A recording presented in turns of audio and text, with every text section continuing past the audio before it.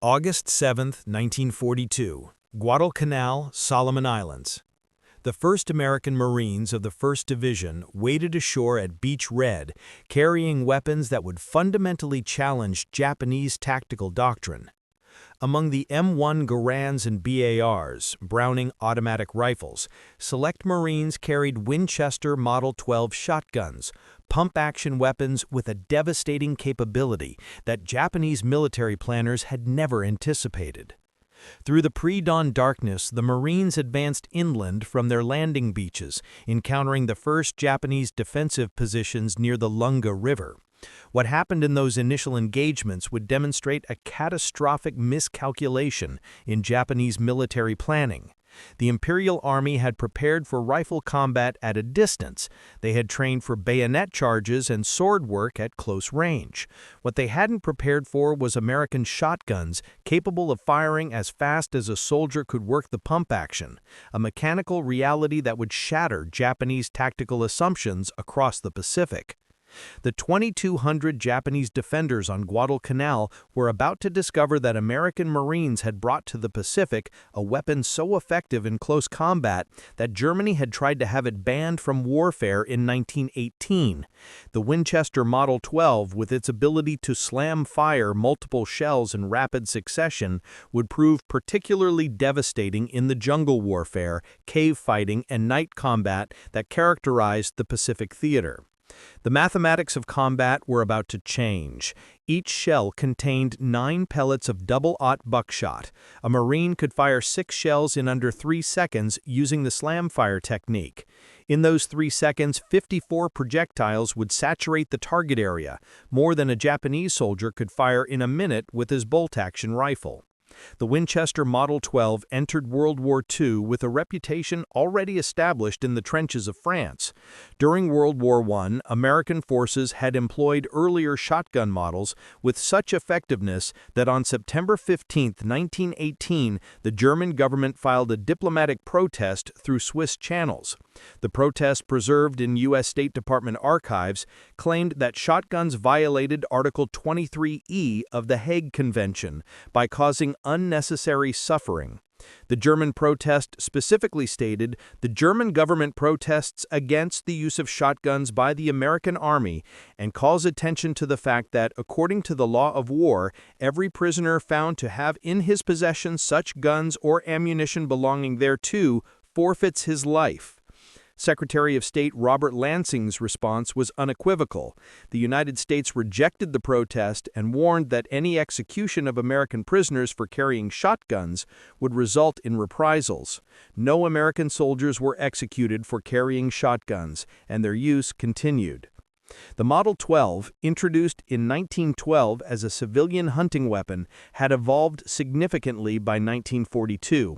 The military version, designated the M12 trench gun, featured a 20-inch cylinder-bore barrel compared to 26 to 30 inches on civilian models, a perforated metal heat shield, and a bayonet lug. Most critically, it retained the original design's lack of trigger disconnector, a mechanical feature that allowed slam firing. This capability was not accidental, but intentional. Winchester engineers had designed the Model 12 so that holding down the trigger while working the pump action would fire the weapon as rapidly as the operator could cycle it, a mechanical reality that would shatter Japanese tactical assumptions across the Pacific.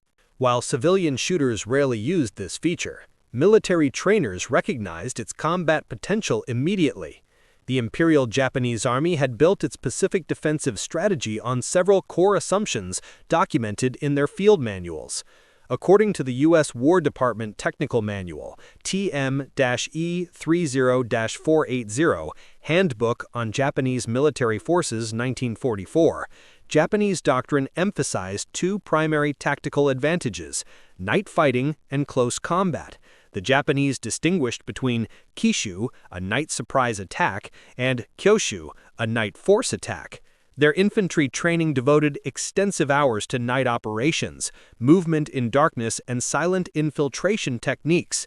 The assumption, validated in China and early Pacific victories, was that night combat negated American advantages in firepower and technology. Japanese training manuals emphasize that American forces were weak in close combat and dependent on mechanical superiority. When combat closed to bayonet range, Japanese doctrine asserted the superior spirit and training of Japanese soldiers would prevail. This belief was not merely propaganda, but fundamental to Japanese tactical planning. The fall of Singapore in February 1942 had seemed to validate these assumptions. Japanese forces had overwhelmed British positions through aggressive night attacks and close combat, defeating a numerically superior force. Similar successes in the Philippines reinforced the conviction that Americans, like other Western forces, could not match Japanese soldiers in close-quarters battle. The American invasion of Guadalcanal on August 7, 1942, marked the first offensive operation against Japanese forces. Among the equipment issued to Marine units were Winchester Model 12 shotguns, distributed primarily to personnel tasked with jungle patrol, point defense, and security duties. The exact number of Model 12s present at Guadalcanal remains unclear from historical records, but evidence confirms their presence and use.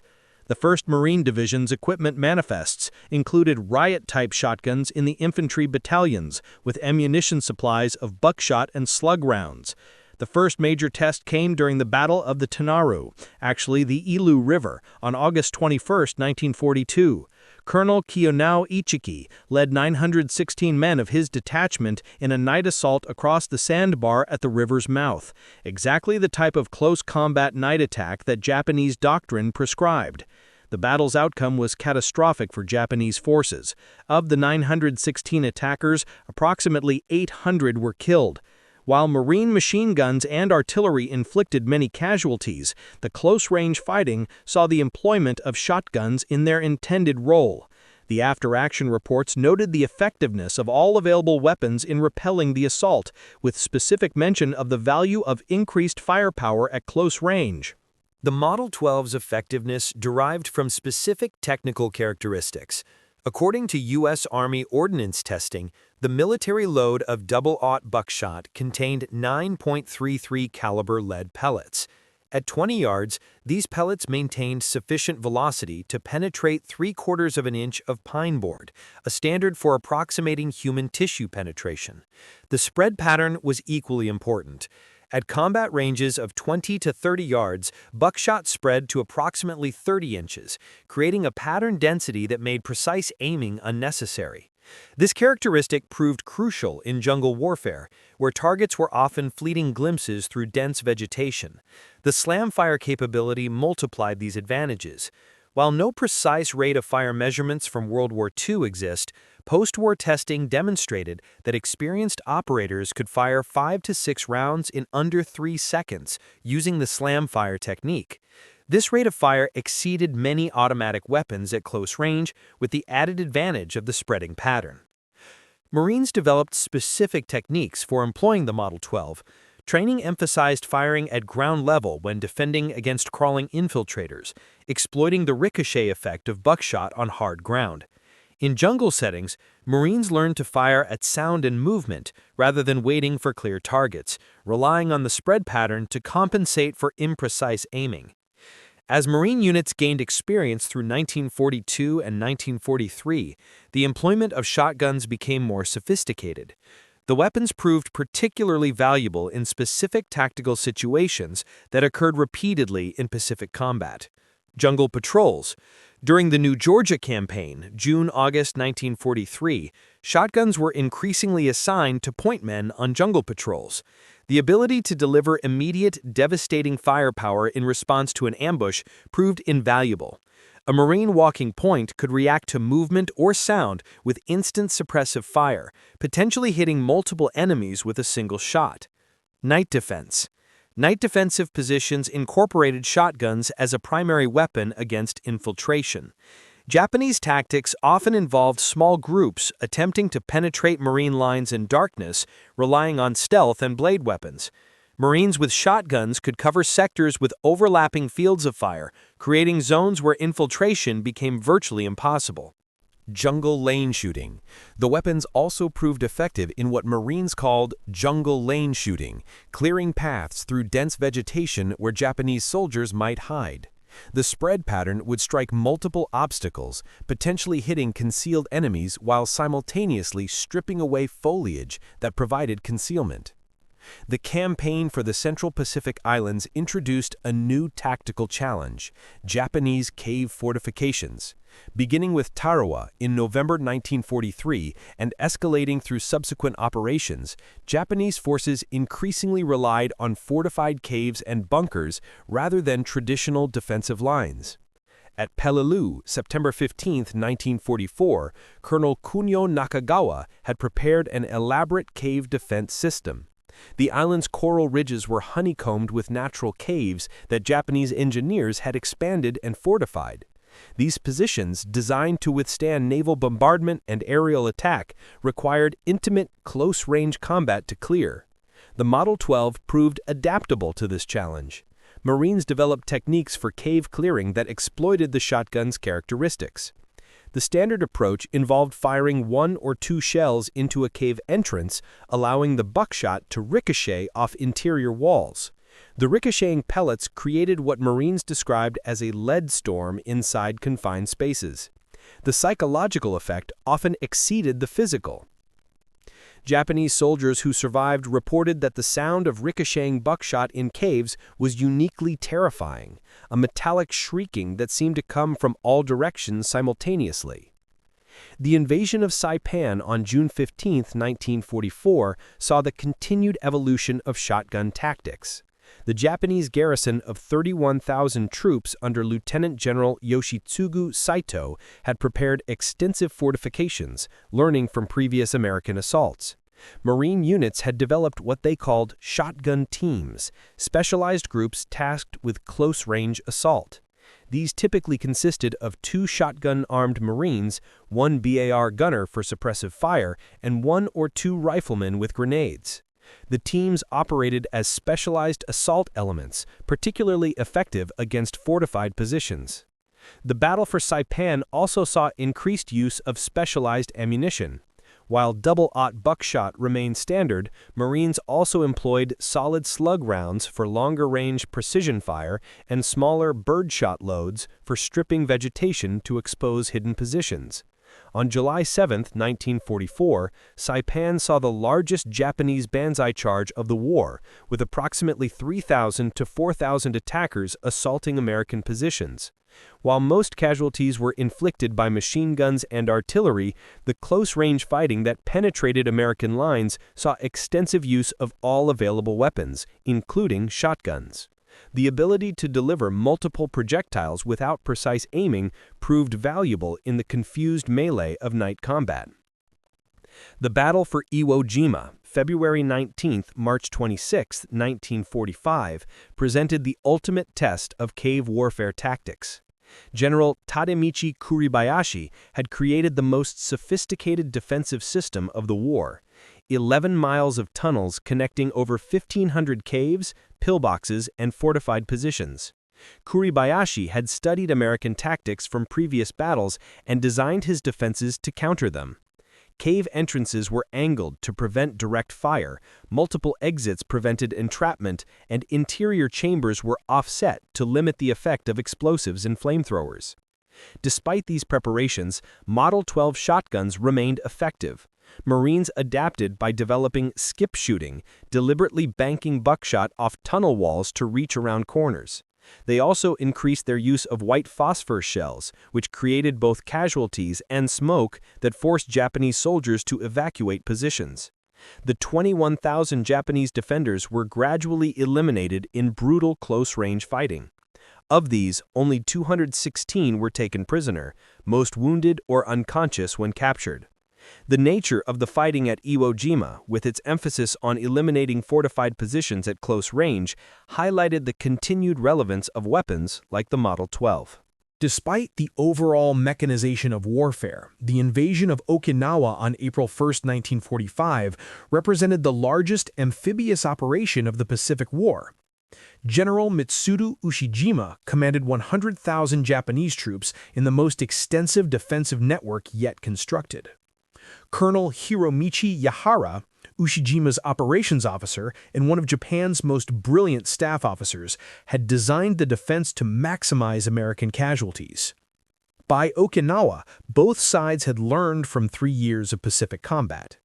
Japanese forces no longer wasted themselves in banzai charges, but fought from prepared positions. American forces had refined their combined arms tactics, with shotguns playing a specific role in the close combat phases of cave and bunker reduction. The 82-day campaign saw the full evolution of American cave-clearing techniques. Marines and Army troops employed what they called blowtorch and corkscrew tactics. Flamethrowers provided the blowtorch, while demolitions and close-range weapons, like shotguns, served as the corkscrew to penetrate positions. The actual production and distribution of Model 12 shotguns tells a different story from popular perception. According to Winchester Company records analyzed by historian Herbert G. House, only 61,014 Model 12 shotguns were manufactured during World War II. An additional 19,271 were repaired or refurbished by Winchester, leading to confusion about total numbers. These weapons were distributed across all service branches: Marines, Army, Navy, and Army Air Forces, not exclusively to Marine units. The Army Air Forces, for instance, used Model 12s for air-based defense and aircraft guard duties. The Navy employed them for ship security and landing party operations. This relatively limited production, 61,014 new weapons for a military of 12 million, meant that Model 12s were specialized weapons rather than a general issue. They were concentrated in units expected to face close combat: Marine rifle companies, Army assault teams, and security detachments. The ammunition supply was more abundant. Military contracts for shotgun shells ran into the millions, ensuring that units equipped with shotguns had adequate ammunition for both training and combat. The standard military load was double-aught buckshot, with slug rounds and smaller shot sizes available for specific purposes. Evaluating the Model 12's actual combat effectiveness requires careful analysis of available evidence. After-action reports from Pacific battles consistently note the value of shotguns in specific situations while acknowledging their limitations. The weapons excelled in several scenarios consistently reported across different battles. Jungle ambush response: the ability to deliver immediate, devastating firepower in response to sudden contact at close range. The spread pattern compensated for the difficulty of acquiring targets in dense vegetation. Night defense: shotguns provided effective defense against infiltration attempts. The sound of a pump action being cycled became a psychological deterrent, while the spread pattern increased hit probability in darkness. Cave and bunker clearing: the ricochet effect in confined spaces multiplied the weapon's effectiveness. Even when direct hits were not achieved, the psychological impact of buckshot ricocheting in enclosed spaces often forced Japanese soldiers to evacuate positions. Final assault phases: when combat closed to ranges under 25 yards, shotguns provided superior firepower to bolt-action rifles and even some automatic weapons. However, the weapons had clear limitations. The effective range of 50 yards or less meant shotgun-armed troops were vulnerable to rifle fire at longer ranges. The ammunition was bulky and heavy compared to rifle rounds. The weapons required frequent cleaning in the corrosive salt air environment of the Pacific. Japanese forces attempted various countermeasures to American close combat weapons, including shotguns. These adaptations, documented in captured Japanese materials and post-war interrogations, reveal both the perceived threat and the difficulty of countering it. Some Japanese units experimented with body armor, including thick wooden or bamboo plates designed to stop buckshot. These proved cumbersome and only partially effective, as buckshot could still cause disabling injuries to exposed areas. Tactical adaptations included increasing the depth of defensive positions to prevent infiltration by assault teams, creating false positions to absorb initial attacks, and using obstacles to maintain engagement distances beyond shotgun range. Despite these efforts, Japanese forces never developed fully effective counters to American close combat tactics. The fundamental problem was material. Japan lacked the industrial capacity to match American firepower at any range, forcing continued reliance on tactics that brought them into the very close-range fights where weapons like the Model 12 excelled. The German protest of 1918 regarding shotgun use created a legal precedent that influenced World War II employment. The American rejection of German protests established that shotguns were legitimate weapons of war under international law. Interestingly, despite the Model 12's effectiveness against Japanese forces, Japan never filed a similar protest. This absence may reflect several factors. Japan's own conduct in China had violated numerous international conventions, making legal protests problematic. The deteriorating diplomatic situation left few channels for such protests, and by the time shotguns proved particularly effective, Japan was already losing the war decisively. The legal acceptance of shotguns as legitimate weapons contrasted with restrictions on other weapons. Poison gas, banned after World War I, was not used in the Pacific despite the tactical advantages it might have provided in cave warfare. The shotgun, despite its devastating close-range effects, remained within accepted bounds of warfare. The Marine Corps developed specific training programs for shotgun employment based on combat experience. The Scout Sniper School at Camp Lejeune included shotgun training, though the exact curriculum from World War II has not survived in detail. Training emphasized several key principles derived from combat experience. Ammunition management. Unlike rifle ammunition, shotgun shells were bulky and heavy. Marines learned to carry shells in elastic loops on belts and bandoliers for rapid access. The standard load was 50 to 60 shells, with resupply a constant concern. Shooting positions. The pump action required different stances than rifle shooting. Marines practiced firing from the hip during movement, point shooting without using sights, and maintaining balance while cycling the action rapidly. Target selection. Shotgunners learned to engage closest threats first and to sweep across multiple targets rather than focusing on individuals. The spread pattern meant that precise aiming was less important than rapid target engagement. Weapon maintenance. The Pacific environment was particularly hard on weapons. Salt spray, sand, and humidity could quickly render a Model 12 inoperable. Daily maintenance became essential, with emphasis on keeping the action clean and lubricated. The American use of shotguns in World War II was relatively unique among major combatants. Other nations' approaches to close combat revealed different tactical philosophies. Britain. The British military made limited use of shotguns, primarily for prisoner guard duties and specialized operations. British doctrine emphasized the submachine gun, particularly the Sten gun, for close combat. Soviet Union. The Soviets relied heavily on the PPSH-41 submachine gun for close combat, producing over 6 million during the war. The high rate of fire and larger magazine capacity suited Soviet mass assault tactics. Germany. Despite protesting shotgun use in World War I, Germany produced limited numbers of shotguns for Eastern Front combat. However, the MP-40 submachine gun remained their primary close combat weapon. Japan produced virtually no combat shotguns, maintaining focus on rifles, bayonets, and traditional blade weapons for close combat. This reflected both industrial limitations and cultural preferences. The American adoption of shotguns reflected a pragmatic approach to warfare, using the most effective tool for specific situations, regardless of traditional military conventions. Understanding the Model 12's role requires placing it within the broader context of American combat doctrine in the Pacific. The weapon was one element in a combined arms approach that integrated naval gunfire, air support, artillery, automatic weapons, flamethrowers, and demolitions. The shotgun's role was specific but important, providing overwhelming close-range firepower in the critical moments when American and Japanese soldiers met at distances measured in feet rather than yards.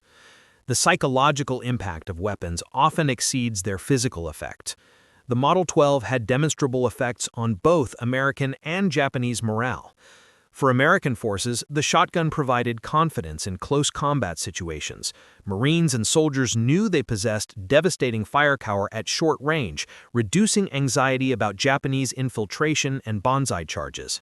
The mechanical simplicity and reliability of the Model 12 also inspired confidence. It rarely jammed and was simple to operate under stress. The distinctive sound of a pump-action cycling became a morale factor itself. Veterans reported that the sound reassured friendly troops while potentially deterring enemy action. This psychological effect, while difficult to quantify, appears consistently in veteran accounts. After Japan's surrender, the U.S. military conducted extensive analysis of weapons effectiveness in the Pacific War. The Model 12 and other shotguns received mixed assessments. The weapons were credited with exceptional effectiveness in specific situations, particularly cave clearing and night defense. The ability to deliver multiple projectiles without precise aiming proved valuable in the confused, close-range fighting common in the Pacific. However, analysts also noted limitations. The short range left shotgun-armed troops vulnerable in open terrain. The weapons were less effective against Japanese bunkers with small firing apertures. The logistical burden of supplying specialized ammunition complicated supply operations. Despite these limitations, shotguns remained in the U.S. military inventory. The Model 12 served in Korea, where it again proved effective in close combat and night fighting. In Vietnam, shotguns were employed by point men on patrols and for tunnel clearing operations, directly applying lessons learned in the Pacific. The Model 12's mechanical design influenced subsequent military shotguns. The pump-action mechanism proved more reliable in combat conditions than semi-automatic designs. The slam-fire capability, while eventually eliminated for safety reasons in civilian models, remained valued for military applications. The Winchester Model 12's employment in the Pacific War demonstrated both American military adaptability and industrial capability. The weapon proved exceptionally effective in specific tactical situations: cave clearing, night defense, jungle ambush response, and final assault phases. Its slam-fire capability provided devastating close-range firepower that Japanese forces struggled to counter. However, the Model 12's impact must be understood within the proper context. Only 61,014 were produced during World War II, making it a specialized weapon rather than a primary infantry arm. Its effectiveness depended on integration with other weapons in combined arms tactics. The Pacific War's outcome was determined by strategic factors far beyond tactical weapons. The Japanese military's failure to anticipate or counter American shotgun employment reflected broader miscalculations about American military capabilities. Japanese doctrine emphasized spiritual factors and individual warrior skills, while underestimating American material superiority and tactical innovation. The Model 12, simple in design but devastating in application, embodied the pragmatic American approach to warfare.